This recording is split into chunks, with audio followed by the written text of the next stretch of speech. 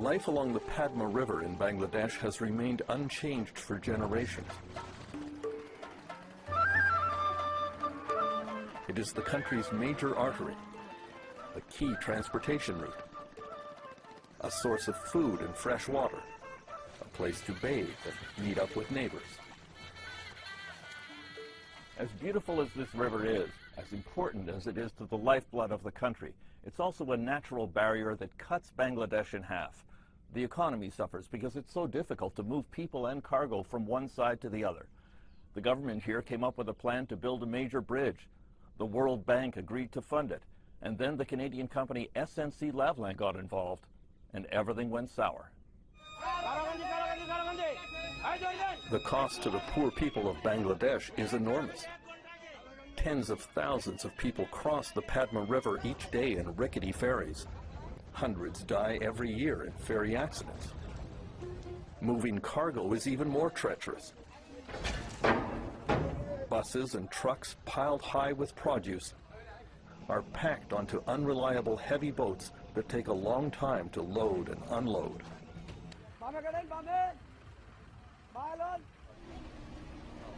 There are regular mishaps that tie up traffic. Trucks are stuck for days in long lineups to get onto the ferries, and so the owners lose time and money, and the national productivity suffers.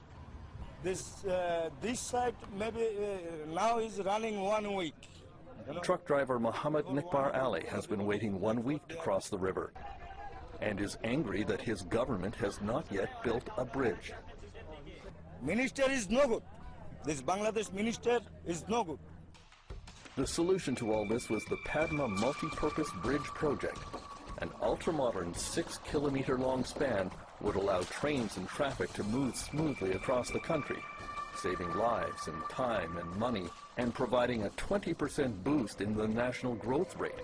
The estimated cost of the project was almost $3 billion, with the greatest share of the funding coming from the World Bank. Prime Minister, so nice to meet you. In an exclusive interview, Bangladesh Prime Minister Sheikh Hasina told me the bridge project is crucial to the future of her country. Padma Bridge will enhance the economic activities of the southern Bengal, our business, our trade, and also communication. It depends on this bridge. So it is very, very important. From the first moment the World Bank got involved in the Bangladesh Bridge project, it was worried about local corruption. For years, Bangladesh was listed as one of the most corrupt countries in the world on the list assembled by Transparency International. In the last few years, the ranking has improved slightly, but at Bangladesh's largest English-language newspaper, the Daily Star, editor Mahfouz Anam admits that bribes and corruption remain a central feature of life in his country. Corruption at the low level, at the mid-level, corruption because of political influence peddling, corruption because of cronyism.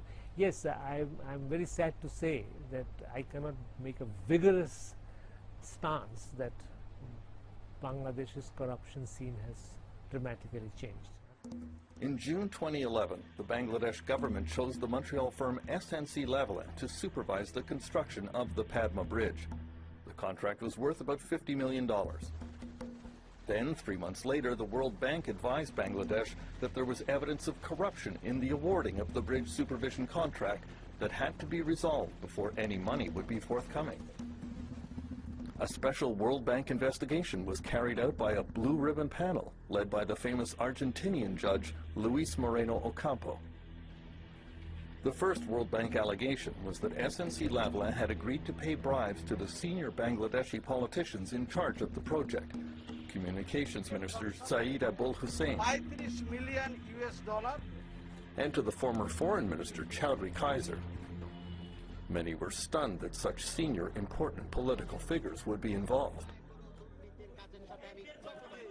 You know, on behalf of the World Bank, Judge Luis Moreno Ocampo alleged a criminal conspiracy to arrange bribes for Bangladeshi officials, which originated in your minister's office. What have you done about it? I can tell you one thing, that time and again we ask for evidences and papers from Canada and also from World Bank, but we haven't received any substantial evidences or papers. They gave you the names. They gave you the dates when these bribes were demanded, when these meetings took place. I'm asking you, what did you do about it? Well, what I did, I gave it to the Anti-Corruption Commission, and Anti-Corruption Commission started investigation. The Bangladesh Anti-Corruption Commission launched its investigation in September 2011, according to senior prosecutor Anis Sul-Haq. The inquiring officer and his team found that there were enough material, prima facie material, against 5 persons to initiate a case of corruption, of conspiracy for corruption against them.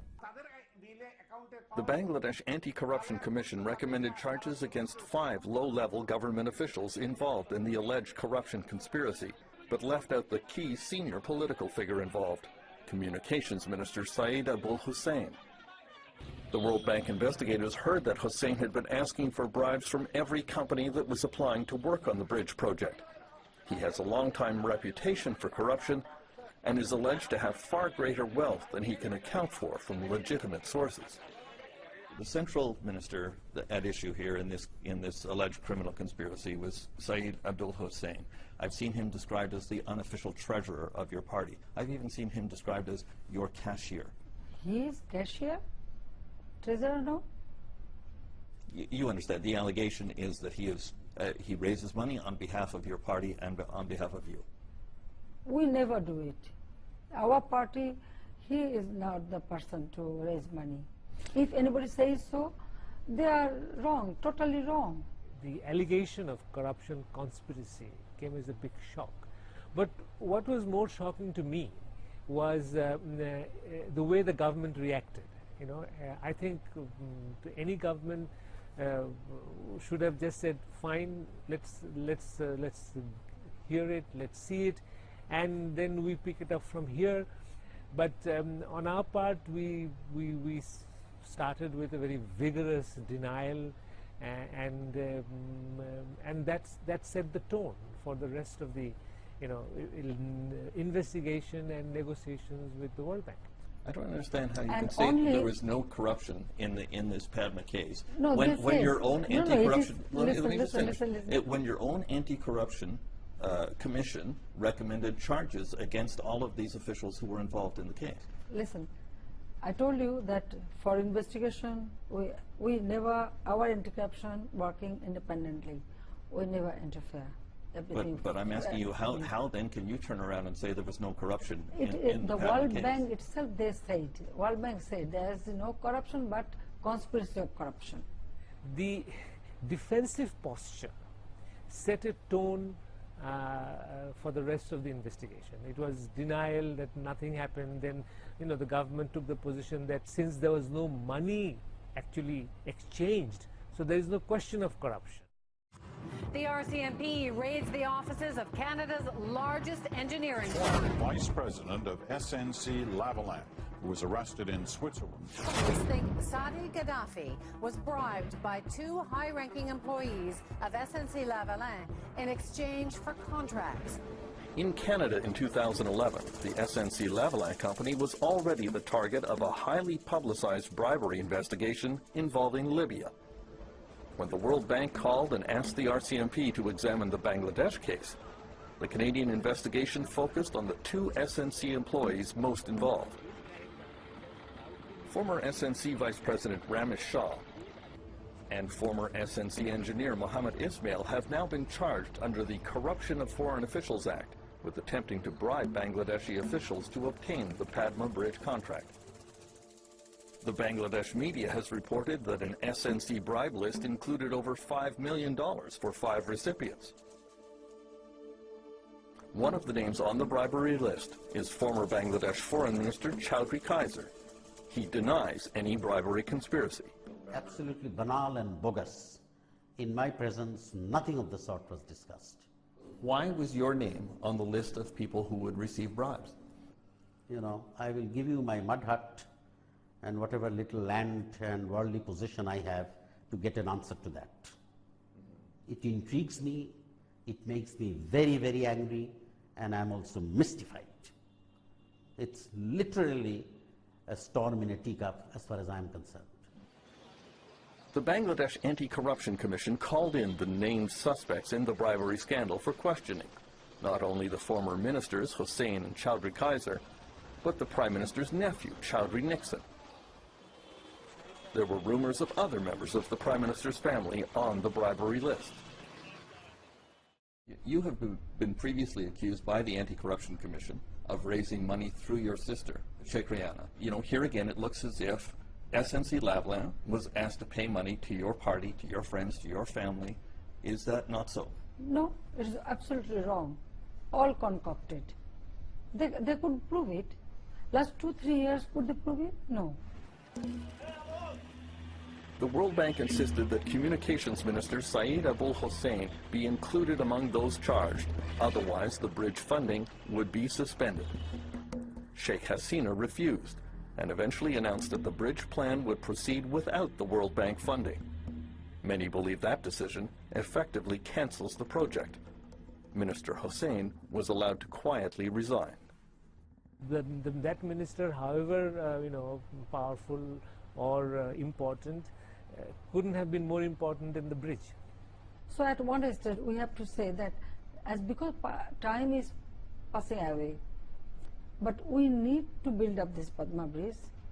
So we said, okay, we don't need your money. Do you realize that the Padma Bridge project and this controversy with the World Bank has strained your relations with the international community? No, of course not. Because other projects with World Bank is going on smoothly. Personally, me or my cabinet ministers or my government is not involved in corruption, and we are not here to make our fortune. We are here to help our people. So we are working very hard to develop our country, develop our people. The World Bank investigation of the Padma Bridge project suggested that SNC-Lavalin had a company code for bribes. They were called Project Commercial Costs, or PCC. At the May 2nd annual general meeting of SNC-Lavalin in Montreal, I asked new CEO Robert Card about that allegation. Was the term PCC used for bribery commonly in SNC, and was this company involved in bribery conspiracies in many other countries? That I can't answer. The answer is provided by these documents obtained by CBC News, which indicate criminal bribery conspiracies in many different countries, including India, Kazakhstan, Uganda, and Nigeria. In some budgets, PCC is shown as a line item. Some checks labeled PCC payment were signed by former SNC executive Kevin Wallace. Mr. Wallace is not facing any charges and refused to comment on the new evidence, but one of the defendants in the SNC Bangladesh case, Mohammed Ismail, agreed to look at the documents not related to his court action, which is covered by a publication ban. He confirmed that the company term PCC meant bribes. My mind is very clear. This thing is PCC, that means bribe. Where was it used in SNC? Was this widely used, this term?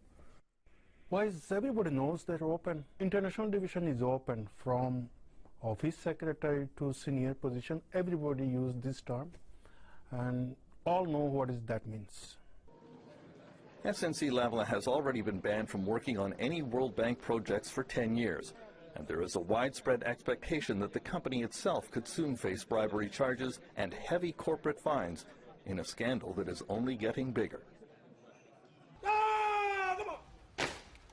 In Bangladesh, Prime Minister Sheikh Hasina has to hope that there will not be any more embarrassing information that comes out about intended bribes to her family and her government before national elections that are expected later this year.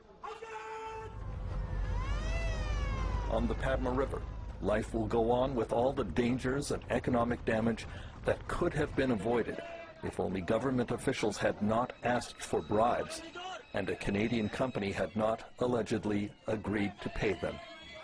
For The National, I'm Terence McKenna in Bangladesh.